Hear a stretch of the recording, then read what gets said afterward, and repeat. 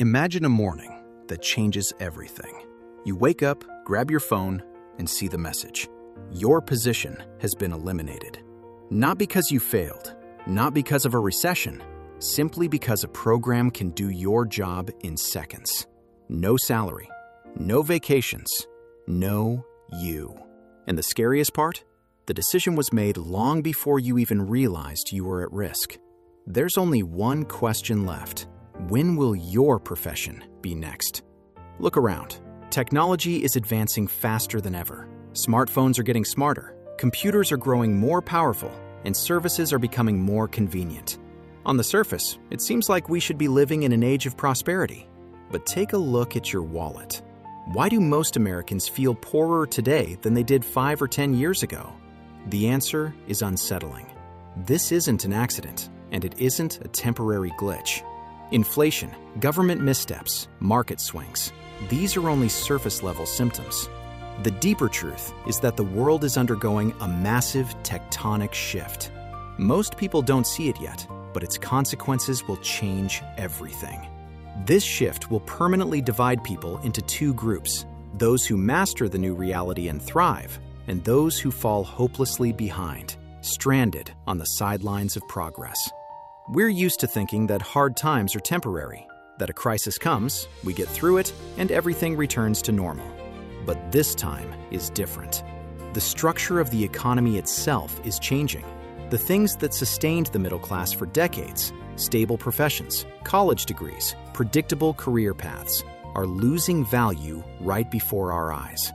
We're facing a stark choice, not in the distant future, but right now, in this very moment. Either we remain passive observers, pushed aside by the new economy, or we take action, learn the new rules, and use this tectonic shift as a social elevator to rise where most people won't be able to reach. The only question is, which group will you choose to join? Imagine a small company in Florida launching a line of organic vitamins. The owners invested in formulas, packaging, and label design. The last critical step was high-quality photos for their website, Amazon, and Instagram. In the past, that meant one thing: hiring a professional photographer in New York or Los Angeles, renting a studio for the day, paying a retoucher, a stylist, and assistants. The average bill for a shoot covering 20 products started at $3,000 to $5,000. Often, it climbed to $10,000. Today, that money stays in the owner's pockets. They found a guy in Oklahoma who simply generated perfect images using artificial intelligence. Sunlight, shadows, spray mist, the texture of droplets on the bottle, all of it created by an algorithm in minutes. The cost of this photo shoot was just a few dollars. The quality wasn't worse than a studio session, and often it was even better. Now, multiply this example across the entire country. Amazon, Walmart, Target, eBay. Millions of products on these platforms once required professional photography. That demand supported an entire industry. Photographers, retouchers, lighting technicians, studio owners, equipment manufacturers. Today, demand for their services has collapsed, and it will never return. Why? Because the economy doesn't tolerate unnecessary costs. It makes more sense for a business to pay one AI operator who can do the work of 25 photographers and do it faster. That operator doesn't need a studio, doesn't get sick, doesn't take days off, and doesn't complain about low pay. He just works.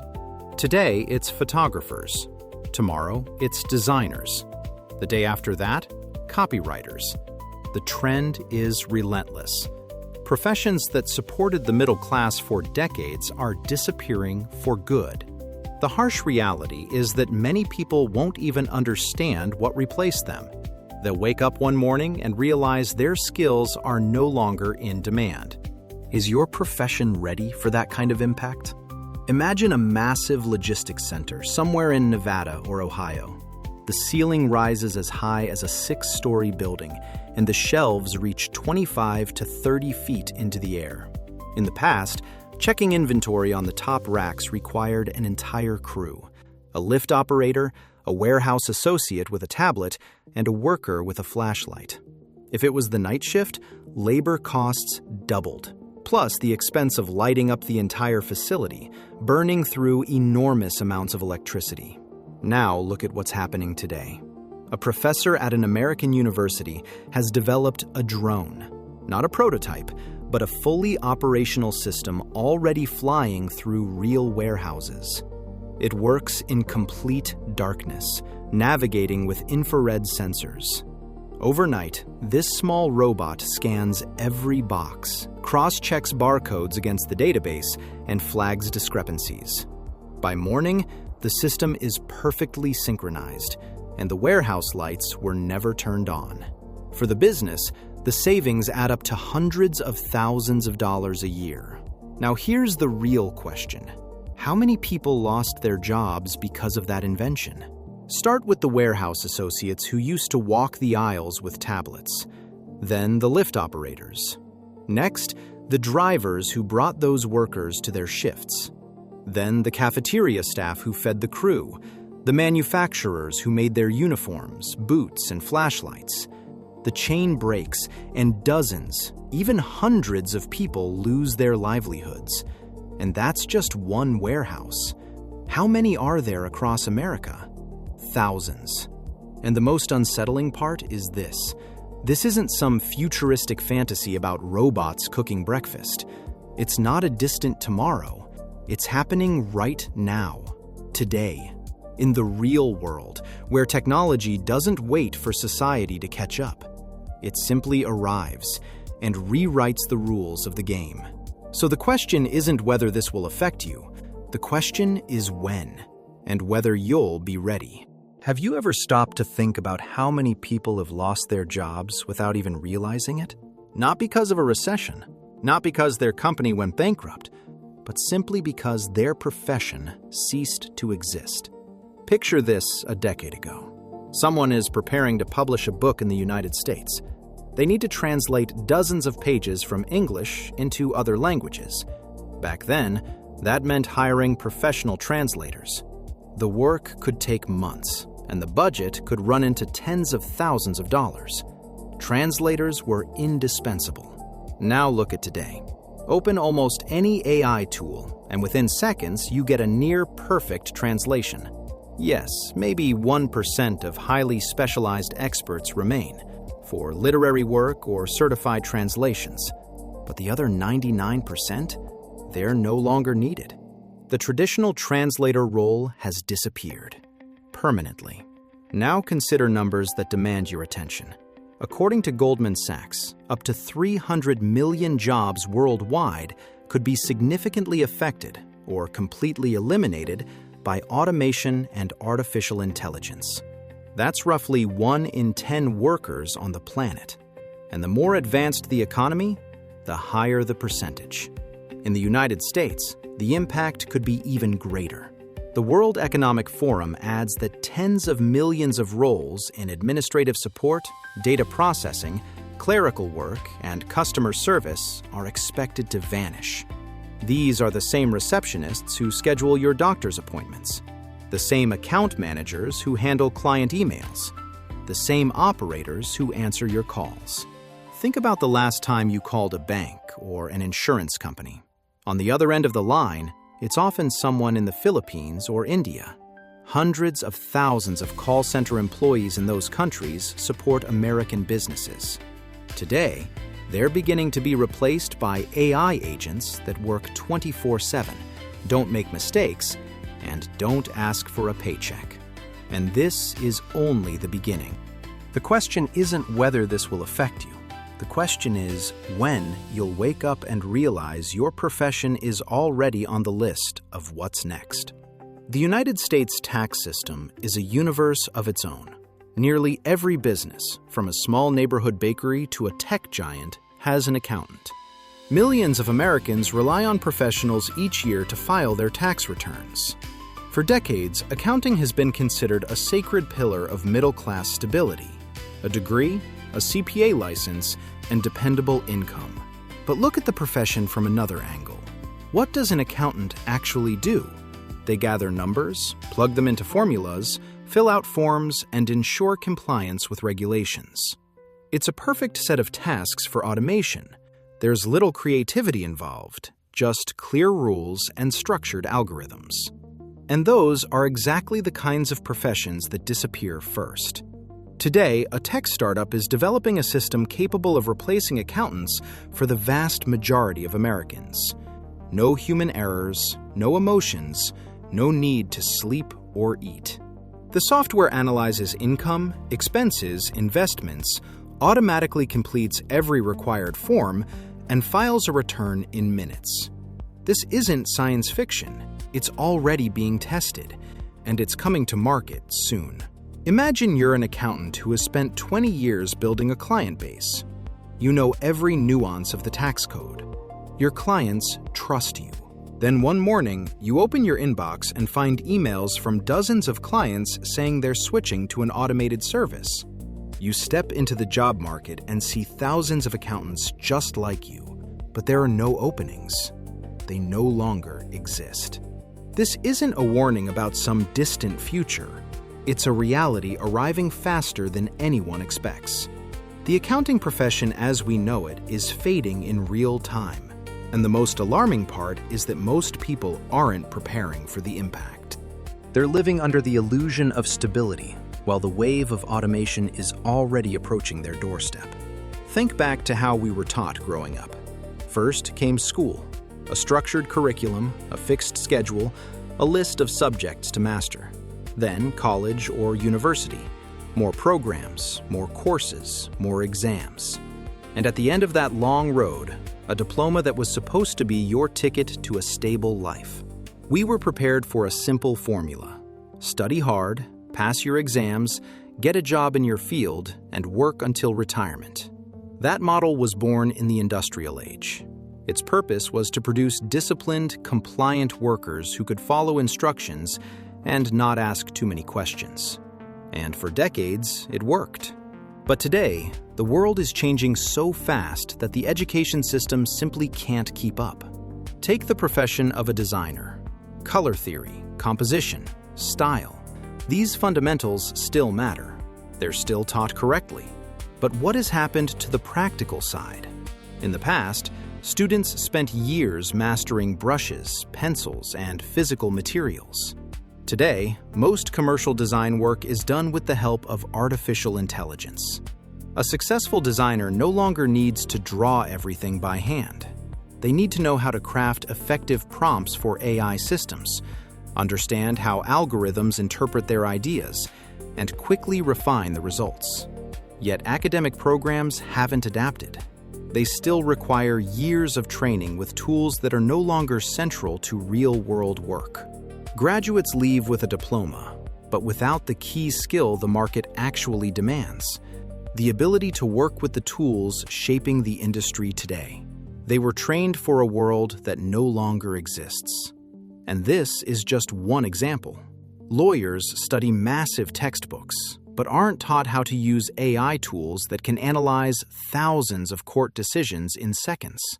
Doctors memorize symptoms instead of mastering AI-driven diagnostic systems. Accountants drill tax forms that tomorrow will be completed by software. People get comfortable. I earned my degree. I'm a professional. I've made it. And when a new tool appears, they wave it off. That's not for me. I already know what I'm doing. They stop exploring. They don't learn new technologies. They don't upgrade their skills. Then, one morning, they wake up and realize their knowledge no longer has value. The education system has fallen behind. It doesn't move at the speed of progress. It doesn't teach the most important skill of all: the ability to keep learning independently, to pivot careers, to master new tools again and again.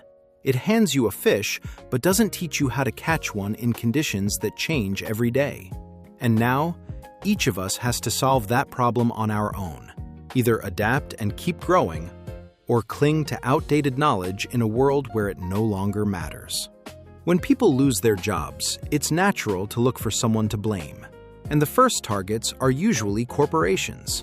Massive companies that need automation, cut staff, and boost profits. They save on salaries and hire algorithms instead of people. And yes, it's true. For a business, it makes financial sense to replace a person with software that works 24/7, never gets sick, and doesn't require health insurance or paid time off. But are corporations really the main enemy? They're simply playing by the rules of the market. Competition, cost reduction, efficiency, these are the fundamental laws of economics. Blaming a business for using new technology is like blaming water for being wet. The real problem runs much deeper, and it has a name: systemic failure, in education and in government. The US government, along with other developed nations, had decades to see this train coming. Advances in robotics and artificial intelligence didn't appear overnight. Analysts understood 20 or 30 years ago that automation would disrupt the labor market. The translators, accountants, designers, and call center operators would be at risk. So what did governments do? Did they create large-scale retraining programs?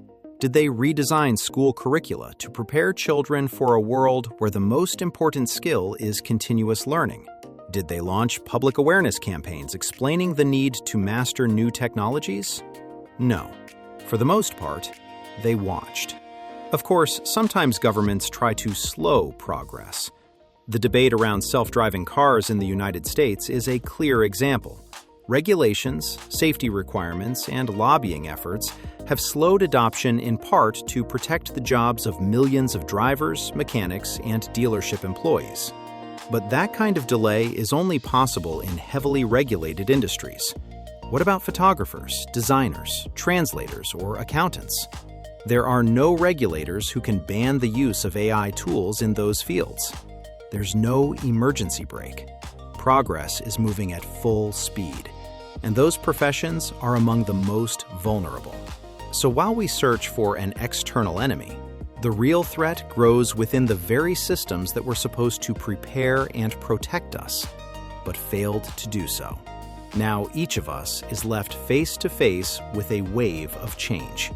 The question is, are you ready to meet it on your own? So what do you do when the system has failed you and corporations don't care?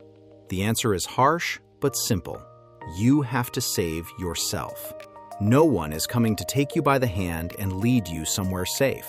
The government didn't build a safety net. School didn't teach you how to adapt.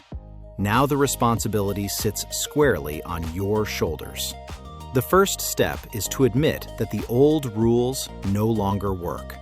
You can't live the way your parents did, or even the way your older siblings lived 10 years ago. The world has changed for good, and the only way to survive is to change with it. The problem is that most people don't feel any urgency until it's too late. There's no alarm bell that says, "Wake up, your profession will be obsolete tomorrow." So you have to create that urgency yourself. And the only tool that truly works is your calendar. Block out at least 10 to 12 hours every single week. Not when I have time, but clearly scheduled, protected hours. And dedicate them to learning, not scrolling through news feeds, not mindless browsing. Real skill building. Artificial intelligence, data analysis, modern tools, whatever will keep you relevant in the market. Here's the biggest trap of modern life: cheap dopamine. We've never had so many effortless forms of entertainment. TikTok, Netflix, endless shows, games. You can get instant pleasure for almost nothing, without even leaving your couch. Learning, on the other hand, requires effort. It doesn't give you immediate euphoria. And that's exactly why most people choose the easy path. The second trap is the illusion of access. Courses, webinars, books, saved in bookmarks, sitting in purchased folders, waiting for "I'll start on Monday." But knowledge that doesn't cost you effort never sticks. People don't value what they get for free. So the choice is yours, right now, not someday in the future. You can go back to watching another episode, or you can open your calendar and schedule your first 10 hours of learning. Either you'll be among those replaced by algorithms, or you'll become the one who knows how to use them. There is no third option.